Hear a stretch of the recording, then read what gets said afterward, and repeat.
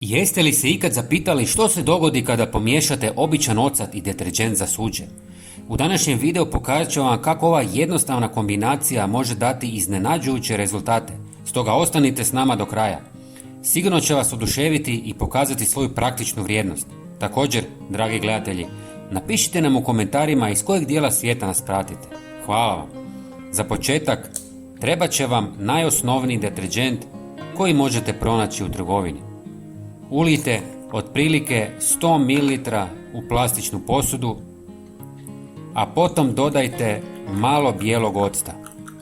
Ocat je poznat po svojim antibakterijskim i antifugalnim svojstvima te pomaže u uklanjanju štetnih mikroba. Njegove kiseline učinkovito razgrađuju masnoće, kamenac i druge nečistoće. Sljedeći korak je dodavanje 1 žlice kuhinjske soli. Sol pojačava dezinfekcijsko djelovanje octa, pomaže u uklanjanju bakterija i sprječava razvoj plijesni, čime cijela mješavina postaje još učinkovitija. Sastojke temeljito promiješajte dok ne dobijete glatku ujednačenu smjesu. Ako se čini previše gusta, dodajte malo vode kako bi postala lakša za korištenje.